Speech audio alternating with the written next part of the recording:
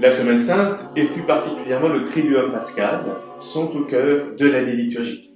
L'Église revit dans ces jours tous les événements douloureux de la passion de Jésus, puis avec une grande joie sa résurrection. C'est par la liturgie du dimanche des Rameaux que l'Église entre dans la Semaine Sainte. Nous sommes à peu près en l'an 30 de notre ère. Jésus a environ 33 ans et depuis 2 ans, déjà, il parcourt la Galilée et la Judée pour enseigner la bonne nouvelle, l'Évangile. Quand approchent les fêtes pascales, Jésus est conduit vers Jérusalem. Le premier jour de la semaine, le Seigneur entre dans la ville sainte. Il est acclamé par une foule nombreuse, nous dit l'Évangile, qui agite des rameaux en son honneur en signe de joie. En ce dimanche, l'Église nous invite à renouveler ce geste. Cette coutume est très ancienne. Déjà au IVe siècle, on a le témoignage d'une certaine Hétérie, une Espagnole qui était venue à faire un pèlerinage à Jérusalem et qui nous raconte la liturgie de la Semaine Sainte. Le rite de la liturgie de ce jour s'articule autour de 2 thèmes principaux, l'entrée du Messie à Jérusalem et la victoire de la croix, c'est-à-dire la mort du Christ. Pour nous, c'est l'église paroissiale qui symbolise en quelque sorte la ville de Jérusalem. Voilà pourquoi toute la première partie de la célébration ce dimanche va se dérouler normalement à l'extérieur de l'église. À l'heure prévue, nous nous réunissons sur une place proche de l'église ou si la chose est possible dans une chapelle située à proximité de l'église paroissiale où la messe sera célébrée.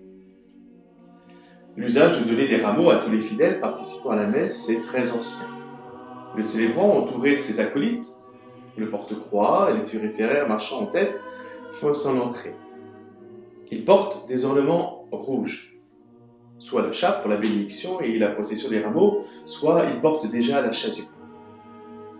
Pendant le temps où les clercs arrivent au lieu de la bénédiction, la chorale entonne un chant reprenant les paroles de l'Évangile selon saint Matthieu. « Hosanna au fils de David, béni soit celui qui vient au nom du Seigneur, le roi d'Israël. Hosanna au plus haut des cieux. » Après ce chant, le célébrant bénit les rameaux en chantant l'oraison et en les aspergeant avec l'eau bénite. On arrive alors au cœur de cette première partie de la célébration. Le célébrant ou le diacre proclame le premier évangile. C'est le récit de ce que nous célébrons liturgiquement, l'entrée triomphale de Jésus à Jérusalem. La proclamation de l'évangile terminée, le célébrant invite les fidèles à imiter la foule et à avancer en procession vers l'église. Aujourd'hui, peut-être plus que d'habitude, notre église paroissiale représente la ville de Jérusalem. On s'y rend donc dignement, en tête du cortège de porte-croix, précédé du thuriféraire qui balance l'encensoir fumant et encadré par 2 porte-cierges et sérophéraires qui portent leur cierge allumé. Viennent ensuite les servants, les clercs, puis les fidèles. Nous voilà donc accompagnant Jésus dans sa longue marche vers la mort sur le calvaire. Malgré une grande joie qui imprègne cette première partie de la célébration, on se rend bien compte, plus nous approchons de l'église, qu'une certaine tension augmente et que la situation devient quasi dramatique. Le Fils de l'homme va être livré aux mains des hommes. À cette dernière journée de joie vont succéder des heures de grande tristesse. Ces sentiments sont déjà exprimés dans les chants que la liturgie nous propose pour la procession. Gloire, louange et honneur à toi, ô Christ, notre roi, notre Rédempteur. Avec amour, les enfants te chantent Hosanna. Arrivé à la porte de l'église, le célébrant s'avance vers l'autel, puis suivi des fidèles. Pendant que les membres de l'assemblée prennent leur place, le célébrant revêt la chasuble rouge, s'il ne l'a pas déjà revêtue avant. Il vénère l'autel par un baiser, selon la coutume, puis il fait l'encensement de l'autel en faisant le tour. La célébration commence immédiatement par la première oraison, qu'on appelle la collecte, cette prière qui rassemble la prière des fidèles. Le rite pénitentiel habituel a été remplacé par la procession qui, selon une très ancienne coutume, est en elle-même un acte de pénitence. En effet, les processions sont assimilées aux marches que l'on fait à l'occasion d'un pèlerinage. Dans l'oraison du début de cette célébration eucharistique, le prêtre demande à Dieu, en notre nom à tous, de nous rendre attentifs à l'enseignement de la Passion, afin qu'en prenant exemple sur l'humilité du Christ, nous puissions, nous, avoir part à sa résurrection. En ce dimanche des Rameaux, l'Évangile est proclamé de façon particulière. Il est réparti entre 3 lecteurs. Le célébrant relit les paroles du Christ, tandis qu'un second lecteur joue le rôle des différents personnages mentionnés et qu'un troisième fait office de narrateur.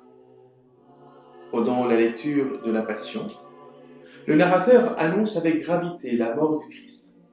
Jésus poussa un grand cri et il rendit l'esprit. À ce moment, nous nous agenouillons pour faire un instant de silence, pour méditer ce mystère qu'est la mort du Seigneur. Nous savons bien que cette mort est indissociable de la résurrection qui va suivre. Mais pour l'instant, c'est une grande brisure, un déchirement qui ébranle l'Église et la fait entrer dans le deuil et la tristesse.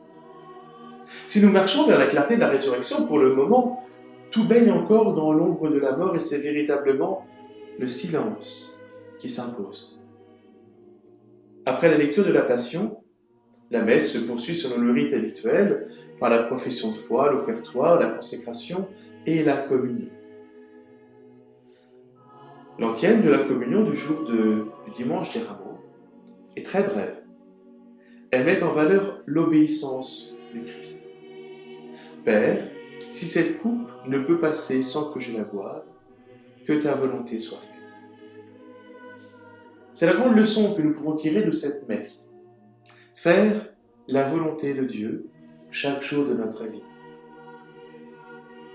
Durant toute la semaine sainte, nous suivrons le Seigneur pas à pas qui marche vers le calvaire. C'est là, auprès de lui, que se trouve la victoire qui nous ouvre les portes du bonheur éternel. Pendant toute la célébration de la messe des Rameaux, la liturgie a fait répéter une ancienne acclamation « Hosanna ». Hosanna est un mot qui nous vient de l'hébreu en passant par le grec et qui signifie « donne le salut, je t'en prie ». Cette acclamation liturgique était en usage chez les Hébreux, principalement lors de la fête des Tentes. Hosanna est passé directement de l'hébreu à la liturgie chrétienne, comme d'autres mots que nous connaissons bien, comme Amen, Alléluia. Mais aujourd'hui, lorsque nous employons le mot Hosanna, ce terme prend le sens plus d'une acclamation, qui semble se rapprocher avant tout d'un cri de joie. Nous retrouverons un peu plus tard pour la liturgie du jeudi saint, du vendredi saint et de la vigile pascale.